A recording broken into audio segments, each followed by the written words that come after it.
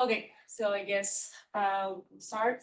I will be talking today about the status of the gravitational wave interferometers LIGO-Virgo-KAGRA. This is a very broad topic. I will focusing on giving a bit of an overview, so not necessarily super focused on multi-messenger only, but also the status of the interferometers themselves. So all these three are Michelson interferometers, so they have some common features. And others that are not so common. So the common ones are basically that there's a beam splitter in the middle. We have resonant Fabry-Perot cavities in the arms, recycling cavities with the different mirrors. So this is key part because it was one of the challenges of 04. Also very reflective coatings. Here you see a picture of LIGO, Virgo, and KAGRA. You see KAGRA is underground. That's why some people say this is 2.5 generation. You see the ones operational. There's also GEO. Maybe you don't know, GEO is operational. It's also a think tank for the rest of the detectors. So it's actually where many of the development for new technologies is happening, but it's way smaller. It's only like 600 meters arm length interferometer.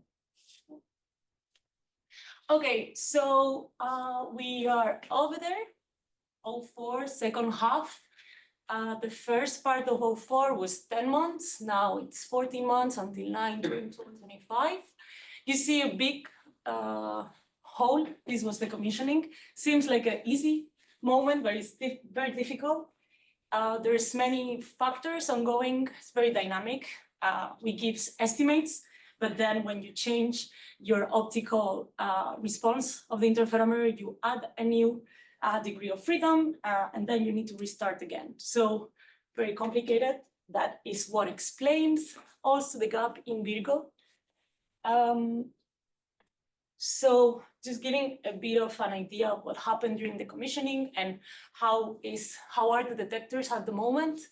So I'm a Virgo member. So if you have questions about this one, I have way more knowledge than for the others. So you see there the sensitivity at the moment is 55 megaparsec.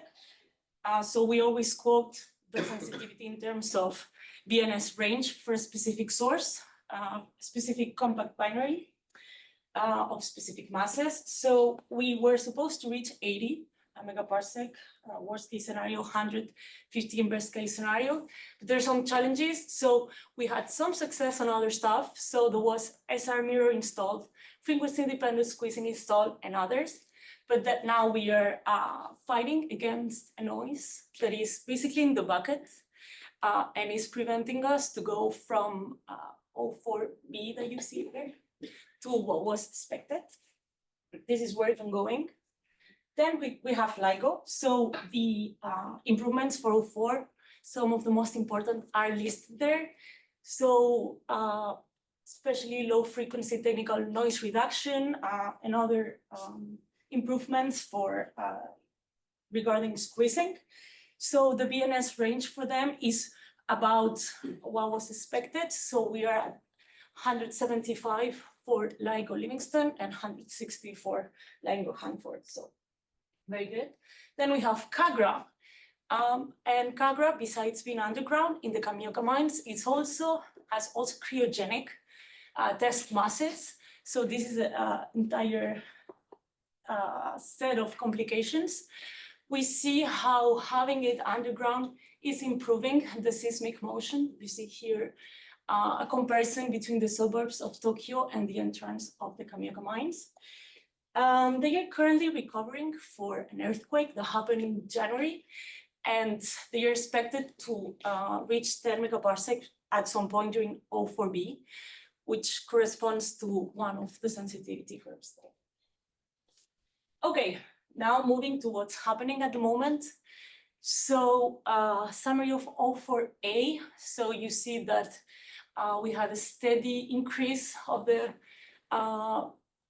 duty cycle and also the BNS range for Hanford, more stable for Livingston. A total of about 53% of the time there were two interferometers up. These numbers are improving for 04B because there's Hanford, Livingston, and Virgo. You see here, so the the range, but it's also telling when these interferometers are online or not. You see gaps. So as you see, these are actually coordinated. So when there's some intervention in one of the interferometers, we try to match the timelines for other interventions. So basically trying to maximize operations with the 3 interferometers. We are currently at 80% of the time of uptime with at least 2 interferometers. Okay, so these are the sources that are searched in LBK. I will be focusing on the ones up.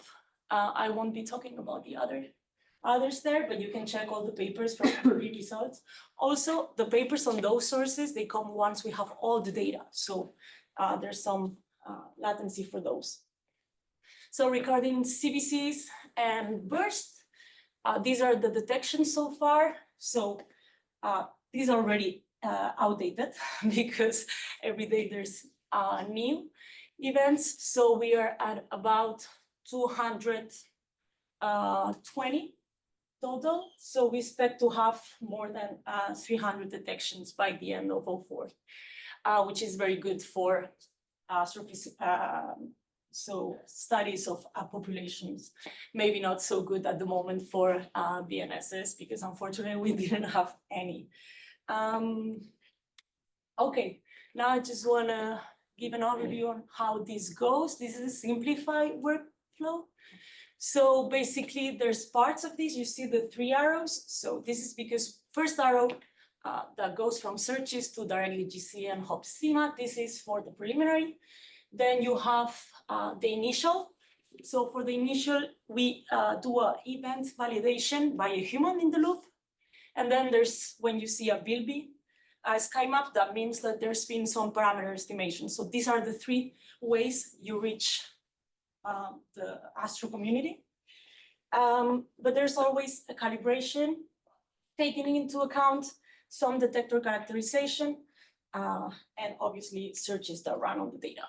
So regarding these 2 first parts, the calibration and the reconstruction is what allow us to obtain the noise curves. And these have some uncertainties associated, because otherwise this would be astrology.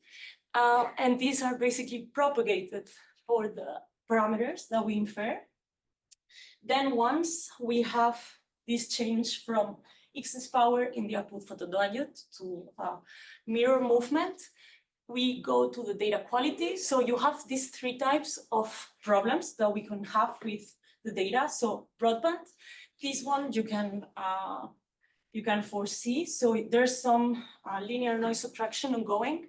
Then you have the lines that these are tackled during commissioning. And then there are the glitches. So these glitches, you may know it, it's the famous that was present for gravitational wave 170817. So this is part of the event validation that happens on the workflow. Now going to the humans in the loop, this is the rapid response team. It's something that is very powerful at the moment in LBK. So we have an optimized rota of about 2-3 people on 3 different time zones. So they are continuously available during their working time. So you see here the type of things they need to check. Actually, red is bad, green is good. So you check very quickly and then you write your GC and initial. Everything is very, let's say, optimized. So we have a text, so we only need to add the new properties of the source. So this part happens there where you see the human baiting, which is there, it says 1 hour, but it can be much faster if you have a vanilla BBH, so it can be minutes. On the previous part is automatic, and then the update, we have the parameter estimation, that is what takes more time. Okay, now what is in the alerts? Everybody's probably aware of this, but I had to mention it. So there's different type of alerts. We have the gravitational wave candidates alone with the different stages that I said before, but then you have the gravitational wave plus coincidence. So this is the currents ones that are parts of the stream. The notices are distributed in different ways at the moment, and the information that is part of the alerts is that one. So depending if it triggered CBC pipeline, so much filtering, or burst, so just a coherence, so a coherent excess in power in more than one interferometer, this is the first case. So in this case, we will only have central frequency and duration of this excess. Okay, so you have these properties, false alarm rate, obviously, the detectors involved, and then the localization. And I wanted to show this one, that is the record holder at the moment. So in the case when we have load events with favorable source position, we can have this, which is, yeah, very nice PBH with a 50% area of 1 degree.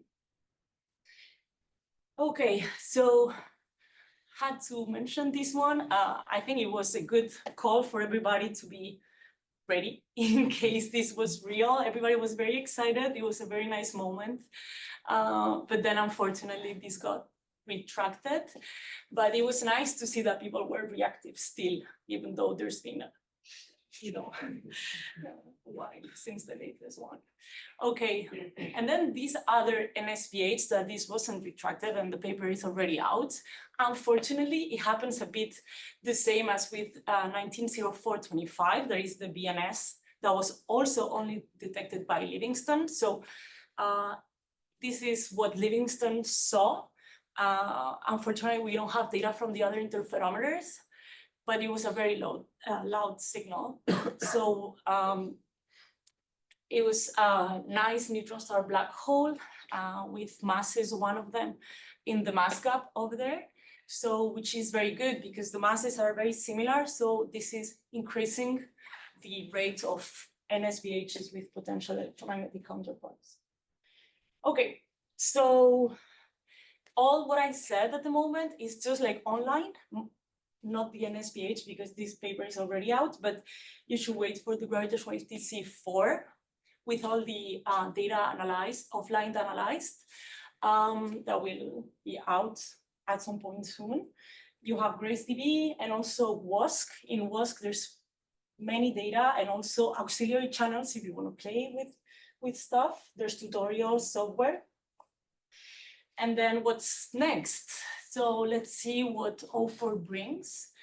And then there's 05. So I cut this plot here. We see that there's some C text there. This is going to be 3 years. So an observing run of 3 years with some stops in between for commissioning and improvement. So this is what we know at the moment. Let's see how things evolve. In Virgo, there's some big intervention because there's some structural weaknesses regarding the recycling cavities. So this is discussion ongoing at the moment. And then, yeah, for the future, the goal is to just push the infrastructure as much as possible and try to get the most out of it. Okay, thanks for your attention.